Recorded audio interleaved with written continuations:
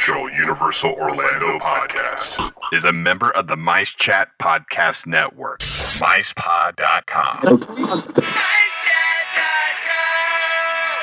Now, discover the universe, one theme park at a time.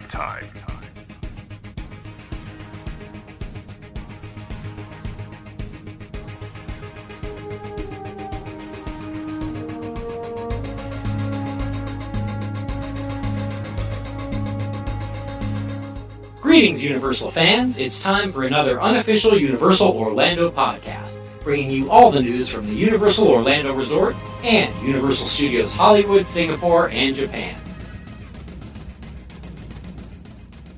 Welcome, rookies, to the unofficial Universal Orlando podcast, brought to you in association with MiceChat.com and sponsored by Heather at Be Our Guest Destinations. I am Elle, and you are all here because you're the best of the best. And joining me on this episode are Agent D. Naturally. Agent H. Pew, pew, pew. And Agent T. All right, crew. And that's as far as I got. I didn't know how to transition after that one. It's okay. A for effort, right? Something like that. We have a little bit of housekeeping before we get going. So, Hunter, I do believe you've got the first bit. Oh, yeah, absolutely. So don't forget, everyone, to go and like our new Facebook page. You can find that at facebook.com/UUO podcast. We've been doing some little getaways. That'd be great, wouldn't it? Would be, Yeah, it would be. We've been doing some little giveaways for our likers, so go and like the page. We just did our first one today, actually. Mm-hmm. And we got to 300, so we did a random pick of all our likers, and I haven't sent it yet, but he will be getting it shortly. Yes. We do another one at 3,000. It's the car. So get on started. Yeah. That's the giveaway. Yeah. Also, we added a donate tab. Gosh, what's going on today? All right. Also, we've added a donate tab to our Facebook page. We can only continue to do what we do through our sponsor and the generous donations of our listeners, like you and you and you. Yes. So if you'd like to help us bringing you the best coverage of the Universal Parks, then please donate anything you can. Tickets are expensive, folks. Yes, and it'll all go back into the show, yeah. Oh, yeah. But yeah, definitely we can pledge, just more coverage, more photo updates, everything like that, be your constant source. Absolutely. Yep, definitely. Awesome. Right, as you heard on the last show, the celebration of Harry Potter was held at Universal Orlando a couple of weeks ago. And before we get Darren to tell us about his experience of going on the Sunday, I want to pass it over to Eric to tell us what he experienced when he went over on the Saturday. Expecto Harrius Celebrationis. Hey everyone, Eric Davis coming to you live from the future London and Diagon Alley, or Phase 2 of the Wizarding World of Harry Potter. I wanted to share with you guys quickly my experience at the Harry Potter Celebration, which was incredible, magical, fantastical, terrifico, magic spellio.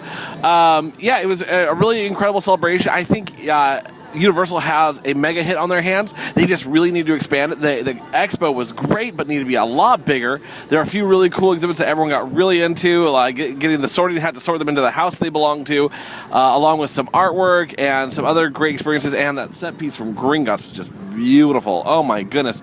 If you could see it with your own eyes, photos just don't do it justice. But all you can do is imagine what it's going to look like when you're riding the ride come the summer. Now, if you didn't make it to the celebration, I highly recommend, if you are a Harry Potter fan. If you are not a Harry Potter fan, you might want to visit on another weekend, because it is a lot of people in wizard robes. But no matter what weekend you come, it's always a great weekend at Universal Orlando. That's for my update. London's looking beautiful. I can't wait for it to open this summer, but back to you guys. Magico Spellio Pufo. So thanks for that, Eric. So, Darren, you went over to the Potter celebration on Sunday. Talk us through it. To the celebration. It was very good.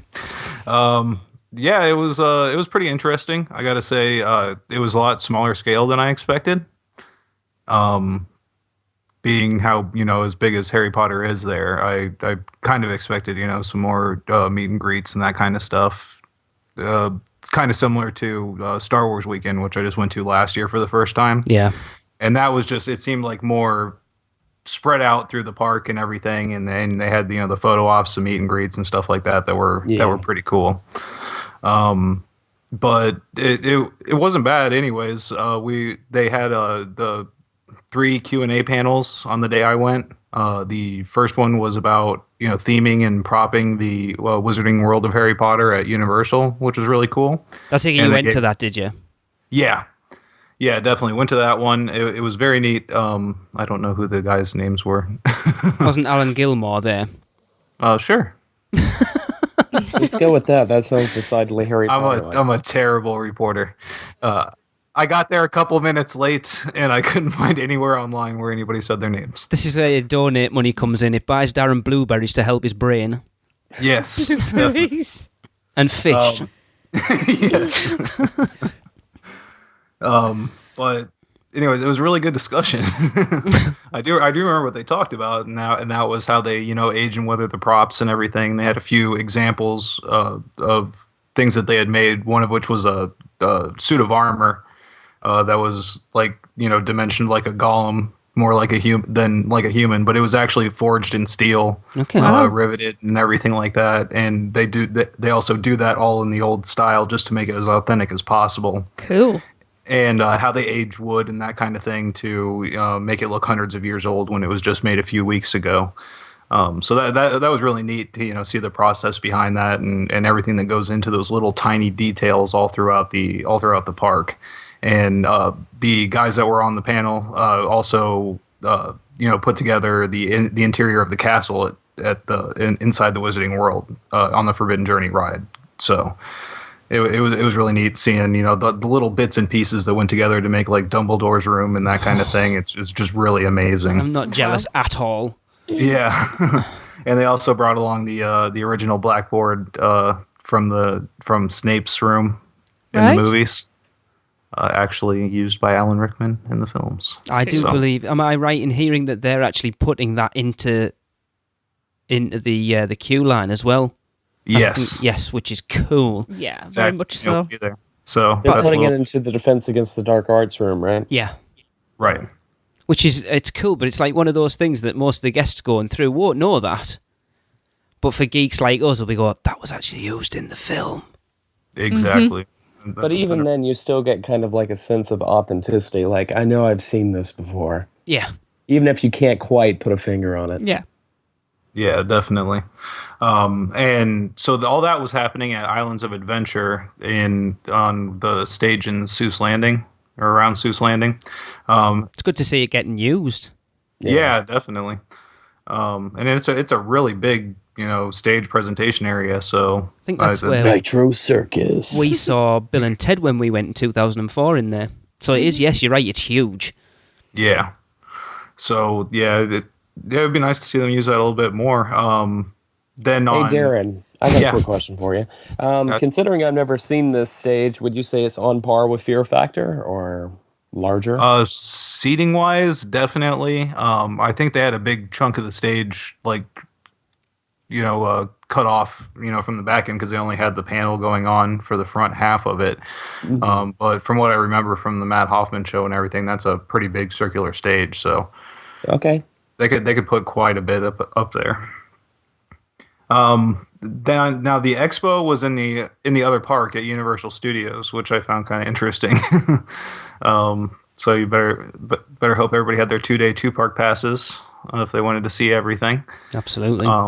Yeah, and the expo they were doing, you could go in, stay in as long as you want, and then they kind of just filed so many people in from the other queue once so many people had left. So even though the queue didn't seem that long, people were waiting for a few hours there. Mm-hmm. So that was that. Then I went inside the expo area, and I was personally I was a little underwhelmed by it. They had some really cool things going on. They had the Gringotts Bank where they had filmed the webcast, yeah, the Harry Potter webcast for the preview of Diagon Alley in there. So they had that all set up so you could get your picture taken in it, which was really neat. Did you? No, I didn't. Nope, I did not. And then see, guys, this is why we put that donate button up. He didn't have the money, for camera cartridges. Yeah. Every dollar helps. Come on. You know, I saw a line and I was just like, ugh. I took some pictures. I put them up on the website, but Cool. yeah, from off on the side. And then they had the sorting hat, which I also did not do because there was also a line. But I heard they didn't even put it on your head. They were just sort of hovering it over. Is that right? Yeah. But, you know, you don't really want to put that on everything you said. Some people it probably would have been fine, but other people not. So it's just best not to do it to anybody. Yeah. So, but yeah, that it was really neat how they had that going on. You know, there was obviously somebody that could see the people that were sitting down because they were making, you know, comments about what they were wearing and that kind of thing. I saw one girl sit down with a Gryffindor scarf, and he's like, "Oh, you've misbranded yourself."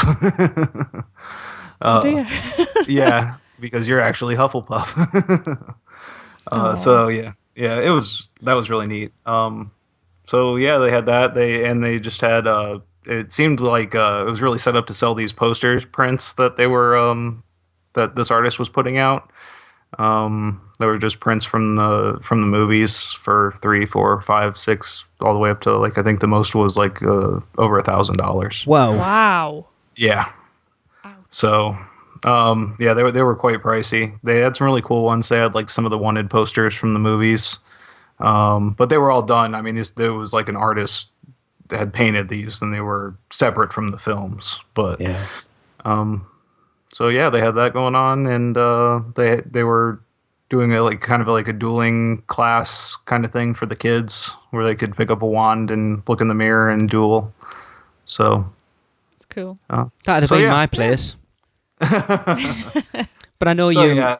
Sorry, Darren. I know we were talking a little bit on Facebook while you were there, and you said you were expecting a lot more from it than it was. That you were kind of done a lot earlier than you expected to be. Yeah, I mean, I spent half an hour in the expo area, and that's just because I was trying to take as many pictures as I could. I'm sure the people that wanted to do the sorting hat thing and get their picture taken at the Gringotts Bank were able to spend maybe I'd say like probably 2 hours in there, and you'd probably be satisfied. It's a very small area too. It's where they do a lot of like private banquets and stuff like that. Right. I believe it's stage 33. Yeah. That's like right at the top of Production Central, isn't it? Like on the left-hand side. All right, yeah. Yep. So yeah, it's over by the New York Public Library facade.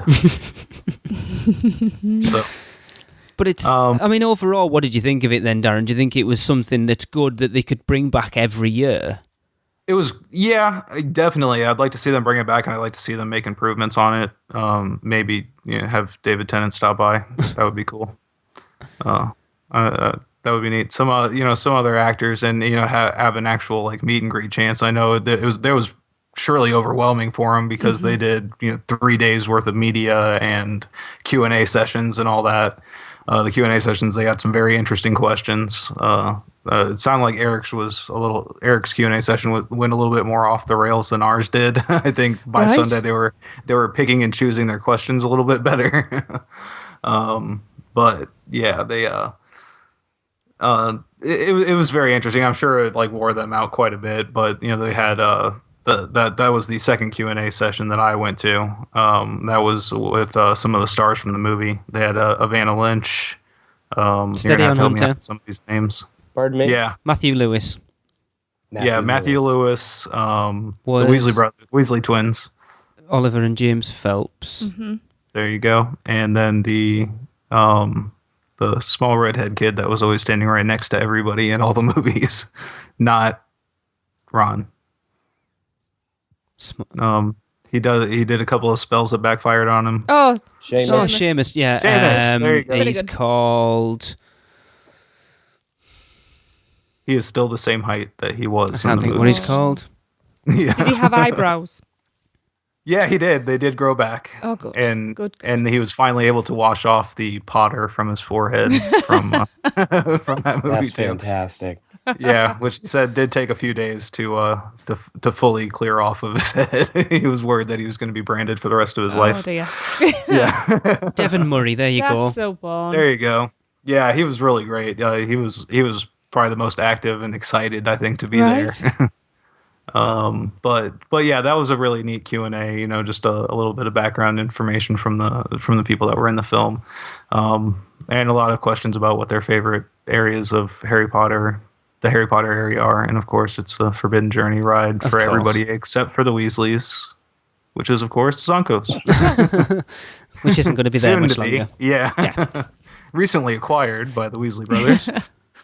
Cool. So yeah, all in all, it was a good experience. I would definitely like to see them expand it out and have a lot more there, like something on par with the Star Wars weekend. You know, some more costume characters roaming around the park to get your picture taken with. They didn't have any extra, any additional shows or anything like that as far as that goes in the Wizarding World itself. So I would have liked to seen a little bit more of that. You know, some more of the teachers, and you know, and even if it wasn't the actual actors that played in the movies, just the characters would be really cool. It's funny how it seems that they didn't really incorporate the Wizarding World into it either.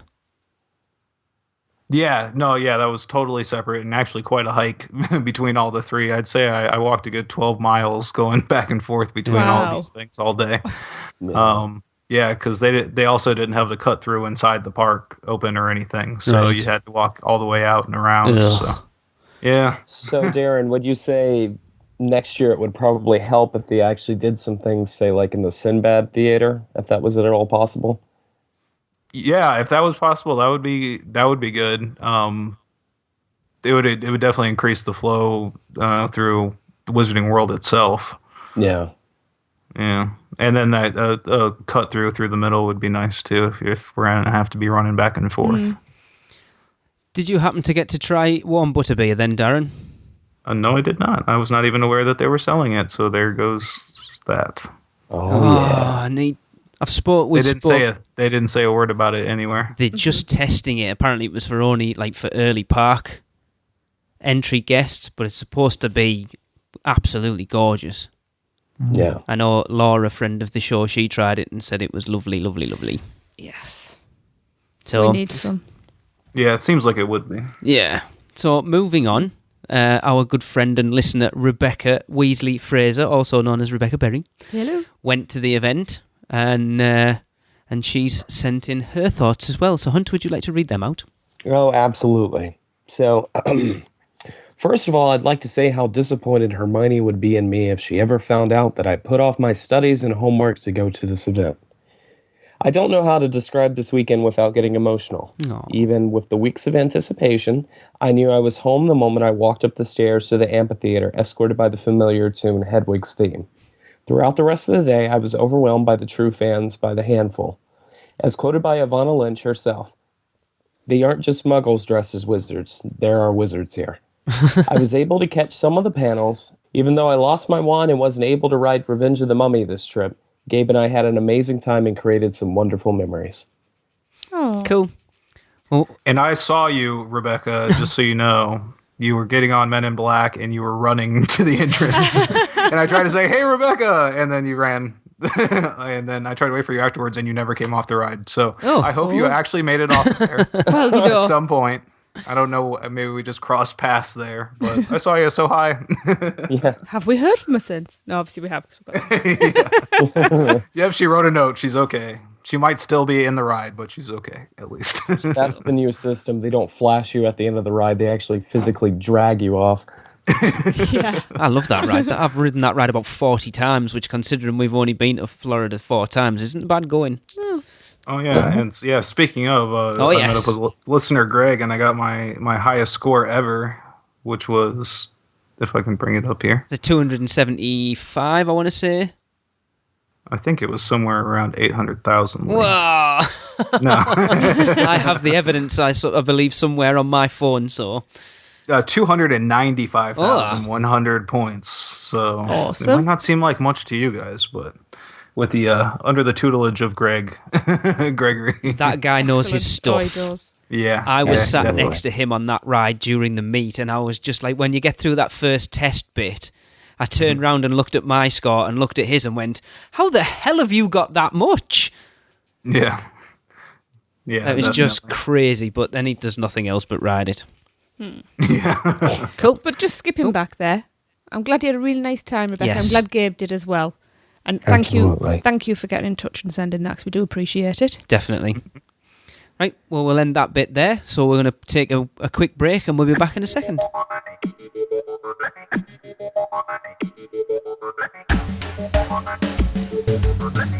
In a world where the skies are clouded with ADRs, park tickets, and hotel bookings, one hero stands like a beacon of light in the darkness.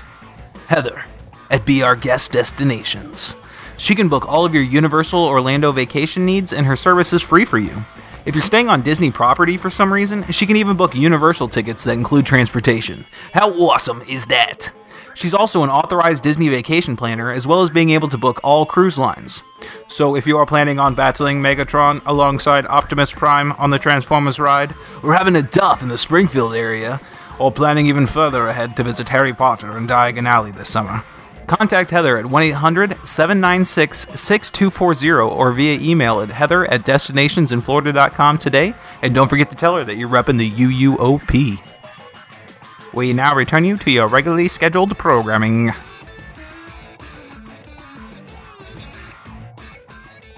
A bit of news that cropped up after recording that coincides with something that we also forgot to mention is we wanted to say don't forget that Universal Orlando's Mardi Gras celebrations begin this weekend, and you can catch the first concert on Saturday when Daughtry will be performing at Universal Studios Florida.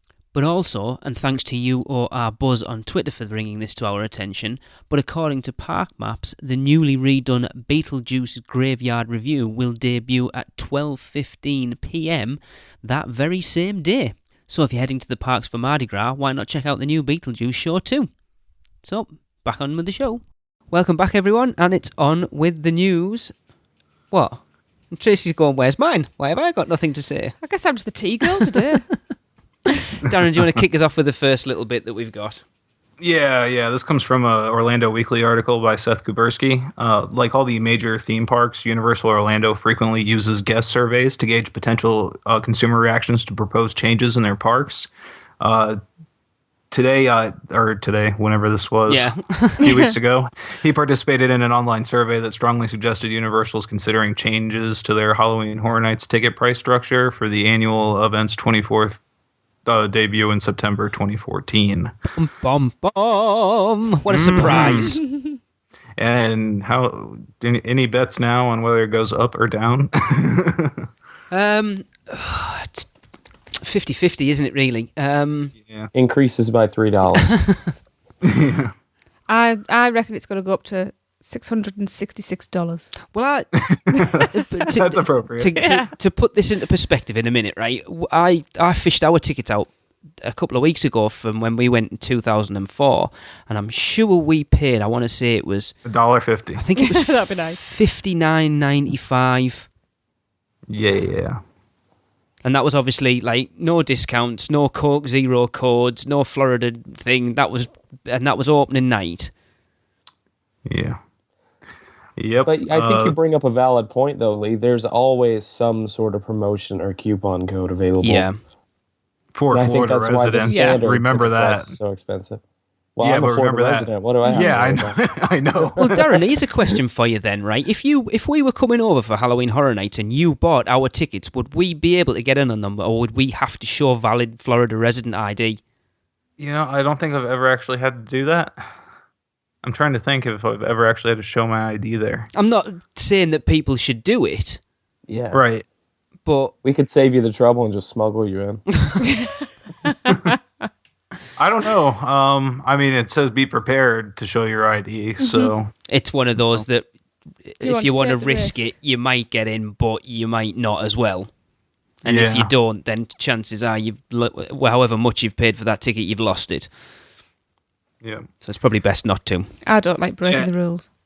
Yeah, so the survey involved a series of theoretical ticket options, each with a different combination of base costs, advanced purchase discount, and eligibility restrictions. So I've got some of them here. Let's see here. What do we have? Like this one was like a weekday ticket or frequent fear pass starting off for the first 3 weeks of Halloween Horror Nights, which I don't know if that's the same or different than it was in previous years. But I mean, this is just a survey. The ticket price would be $73.49. which is not bad, really. Considering how many times you can go on that. Yeah. Yeah, and if you buy in advance, they would give it to you for $60. That's not bad at all, actually. No, That is it's it. $74 for the first 3 weeks, and that's Sunday through Thursday, isn't it? Yeah, and I know it's always a really big discount to get the frequent fear pass, because it just helps them fill in the slower nights. So, Friday ticket, a single night ticket. This is crazy. $54.99. Advanced purchase savings $45. So Wow. I mean that would be ticket price pre-tax including advanced purchase savings. And that's Halloween week only as well, so that's like a really busy time. Yeah. Middle of October weekday ticket Sunday through Thursday, $59.99. It's the same price. That would just be like standard front gate price. Darren, what nights is Halloween Horror Nights normally on? Because I should know this, but it just like, is it not? I thought it was Friday, Saturday, and Sunday. And some Thursdays. Right.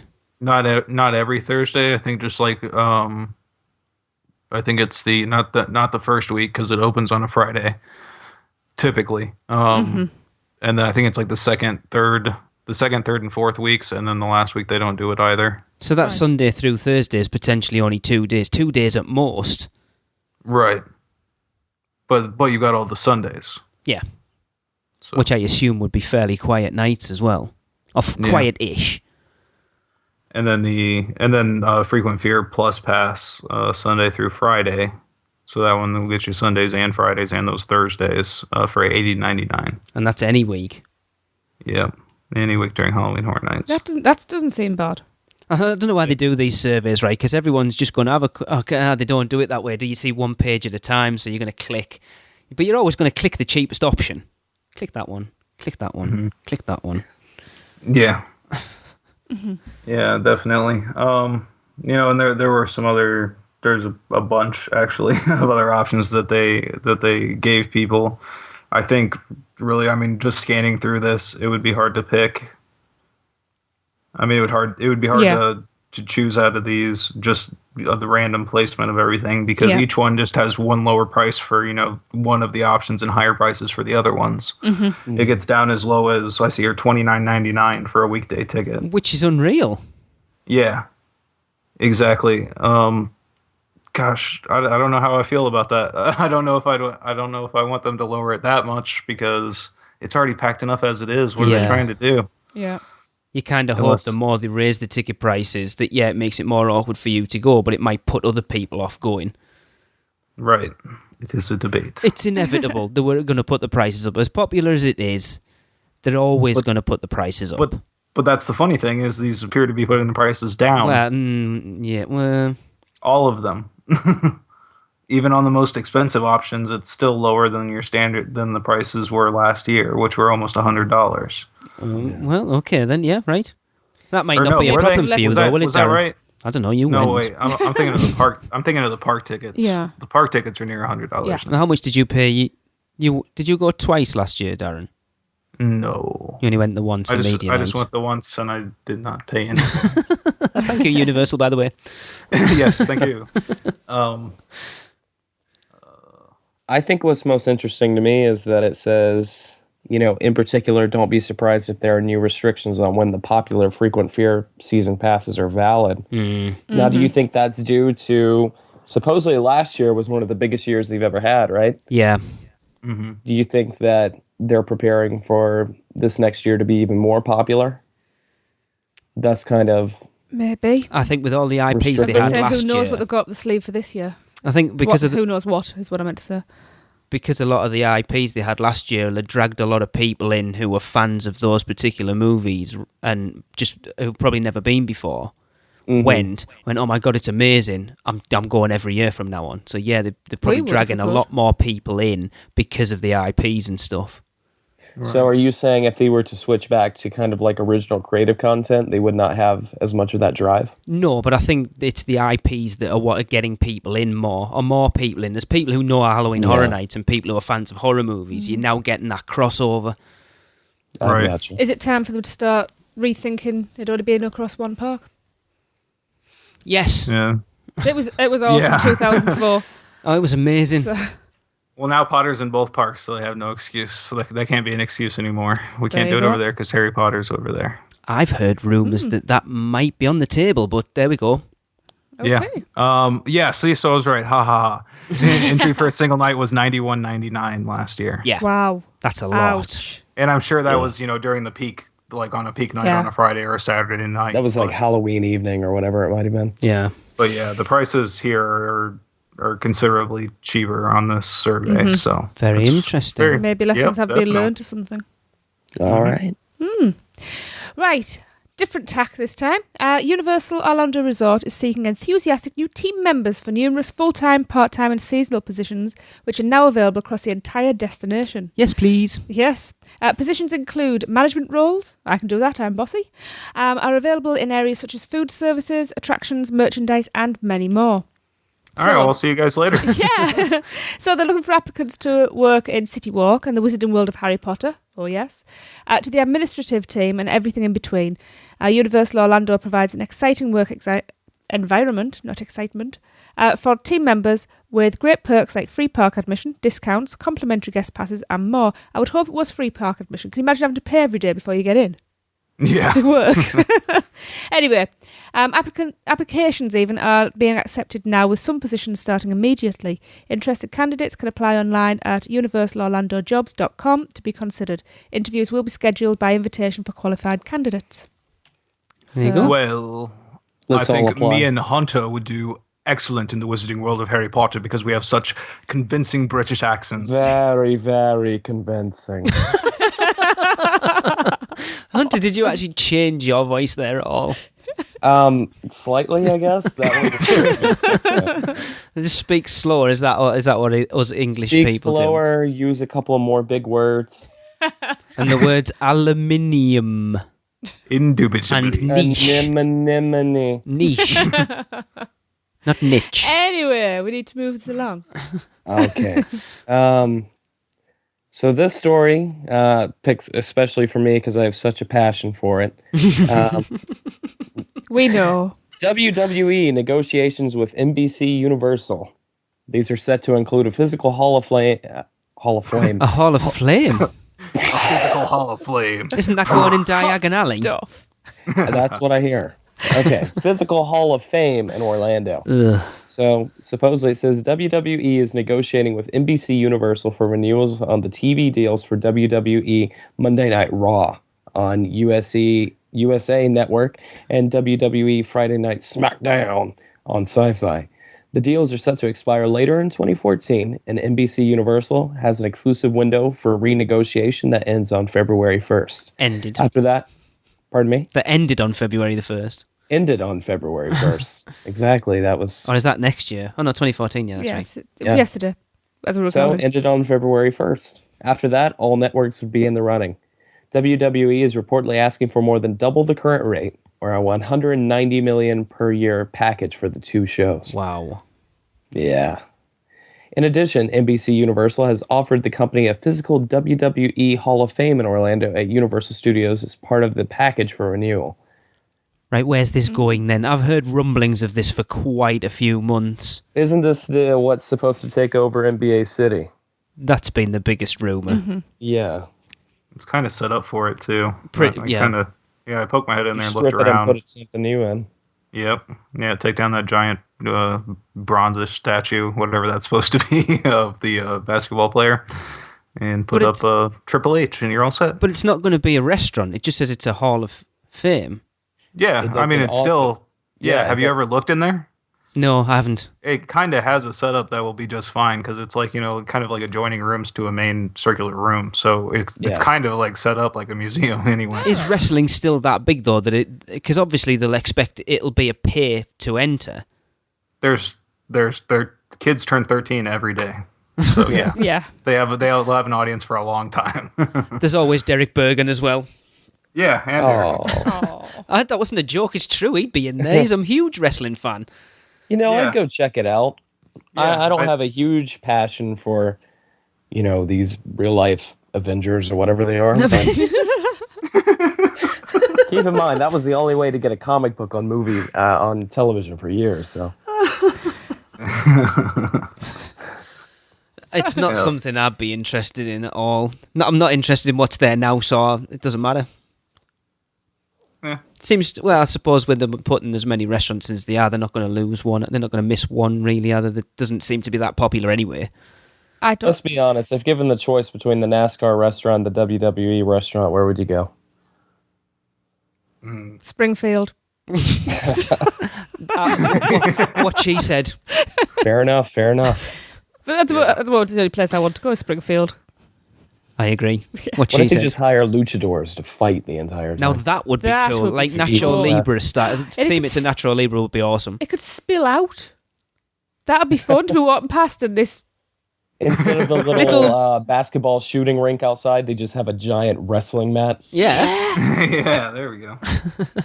Now that. I'm all in. Yeah.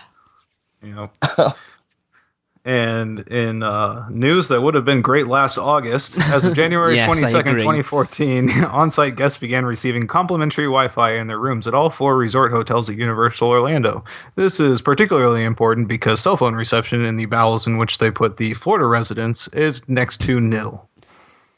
That's why I wasn't able to tweet or anything from Universal. I struggled even in the hotel lobby. Like, Yeah. Darren, when Yeah. you were en route, I struggled to get a decent... I had to go and sort of wander around the lobby to try and get somewhere where I could get a signal to be able to get on Facebook to find out where you were. Yeah.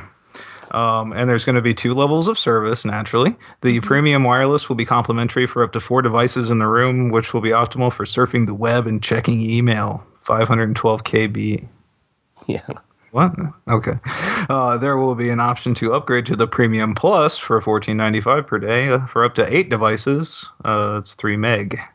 This will be optimal for streaming music, entertainment, VPN, and large file transfers. Complimentary premium Wi-Fi in the common areas will continue as normal. What's VPN? Virtual private networks. It's usually a way to connect to a work network, Okay. or some people use them to watch Netflix from other countries. Yep. That's pretty... So anyway, I've never heard of that. That's pretty good though, because I think I tried to hook into it just to see, because it didn't say you had to pay for it in the things in the rooms. $14.95 a day for internet is crazy. Yeah. You'd have to be pretty desperate. For 3 megabits, which is way less than your standard internet speed at home. Exactly. Yeah. Way less than 4G service as well. But at least you got fairly decent Wi-Fi in the The rooms for 512 nothing. KB is what gets me. It's No, that's not fairly decent, actually. No, but at least it's something. That's on the slow end, yeah. yeah. You're not It's going to be watching any YouTube videos. no. But then you're on Universal property. What the hell are you doing watching YouTube videos in your room? Whatever, Dad, you just don't understand. I need to watch my Vine compilations, Lee. All right. So for a limited time, Florida residents get up to 3 Darren, are you months listening? free. Yes, I am. Yes. Thank you. Are you listening? By the way, Weezer, guys. That's all I'm saying. I know. Sorry. For anyone who doesn't know what's going on, Hunter sent us all a message going, "Why has no one told me this happened?" And I went, "It was on last week's show, dude." Yeah, should have listened. Anyway. Anyways, for a limited time, Florida residents get up to 3 months free on any annual pass and enjoy an entire Yale. I think What we're is with going Skype on issues, today? We'll blame Skype. And enjoy an entire year of thrills. A 2-park annual power pass is $174.99, plus tax and subject to blackout dates. That's the pass I currently possess. Okay. There's also the 2-park annual preferred pass, which is $244.99. That's the one that includes the free parking. I think that's the major upgrade up. And then after that, there's the 2-park premier annual pass for $369.99. Annual passes must be purchased and activated by April 30th of 2014 with a Coca-Cola UPC code. A promo code on specially marked 20 or 24 packages of Coca-Cola, or promo codes from specially marked cups from Wendy's. So head over to universalorlando.com to find out more. The premier pass. I'm sorry. Again, I'm going to say it properly. It's premier, the word, not premier. The perks you get on that ticket are unreal. That's the valet parking and no, is it? You get preferred. Yeah, you get preferred parking or valet. Yeah, you get 8 free bottles of water. Halloween Horror Nights. A free Halloween Horror Nights ticket. Yeah, which is that's worth $60, $70, $80, whatever. 20% discount on all your merch, all your food, your free parking. I think it's if you're gonna go more than like a few times in a year, it's well worth it. You think what's that? It's about 280 quid. I don't think that's bad at all. Yeah, and I will say this as a person that's had a Power Pass for quite a while, definitely. If you're a family, at least one of you guys upgrade to the preferred pass. That's what Kim and I do because that parking is, $15. When you add it all together, it only makes sense to go up to the next pass. It's more than that now, isn't it? $18. Is it 18? Wow. Yes, it is. Yep. It's crazy. I think I've said it before on the show. It worked out that over the course of 3 weeks, we spent like nearly $200 on parking. Yeah. Which is crazy. It is absolutely. Yeah, and if you hurry and purchase by next week, you have the extra benefit of perhaps seeing me every Sunday and Monday at Universal Studios because I'm buying mine next week. Woohoo! Woo! Finally, someone who actually goes to the parks who's on this podcast. Yeah. Bleep. You want to start a fight, Lee? Yeah. Well, then you need to talk about it more, Hunter, if you go. I'm never given the time. Well, So we need to click start that having. donate button. I do need gas money. Yes, we need gas money. Yeah, aeroplane Aviation gas fuel's money. very expensive. Yes. And also, me and Hunter pledged to review every restaurant for you if you just send us the money for the meals. Absolutely. Darren can do alcohol, and while he's completely Laddered. wasted, I'll actually review the food. Okay. Cool. Let's do it. Sounds like That a plan works. to me. Expect the Hunter and Darren concert series reviews. Now, Yes. speaking of food, the new authentic Mexican restaurant, Antojitos, on City Walk, has officially opened its doors to the public on the 5th. So our good friend, the Popcorn Doctor, he ate there, and he let us know what he would thought. But first of all, let me introduce him properly, because we have to do this correctly. Yeah, we haven't had any for a while. Even though it is written, so it's not going to be him speaking, is it? No. No. But still, the sentiment is there. And I have one specially that kind of ties in. Are you ready? They say he completed the Hard Rock Kitchen Sink Challenge twice. All we know is he's a popcorn doctor. Over the past weekend, I had a nice dinner at the new Mexican restaurant Antojitos at City Walk. First, I'll tackle a look. Most Universal fans have seen photos of the large facade, and it does make an impression when approaching. Some have critiqued the messy paint job as garish, but in person it blends in just fine with the surrounding buildings. For those who remember Latin Quarter, the layout inside basically remains the same. 2 floors with bars and guest-viewable kitchens, and a small performance stage on the main floor, though there weren't any entertainments during my stay. The subdued, dimly lit atmosphere of Latin has changed into bright lighting, neon streaks on the ceiling, and Mexican poster artwork painted on the walls. The music played from the speakers was your normal high-energy stuff, but it also included Latin covers of American hits such as Hotel California and Ring of Fire. Listen closely and you'll recognise many familiar songs. I didn't imbibe any alcohol, but I did order a bottle of Coke, the kind made from cane sugar and sold in foreign markets. The chips and salsa were a good treat. Both baskets of chips I had were warm and crisp with some good pinches of salt. The salsa was on the chunky side and had a bit of spice to it. For my main entree, I enjoyed the carnitas, pork, tacos, on white corn tortillas.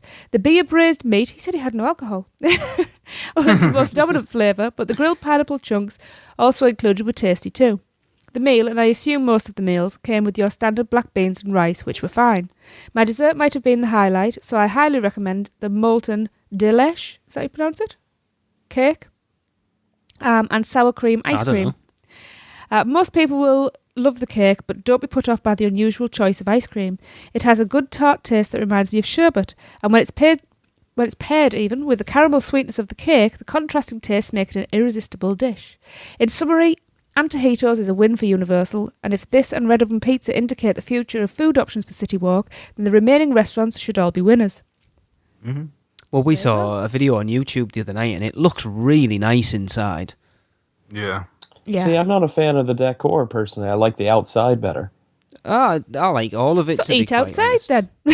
Fair enough. Well, Fair you're enough. going to have the option soon when it fully open. They're going to have like a taco truck type thing out the front, aren't they? Like a VW wagony type Well, thing.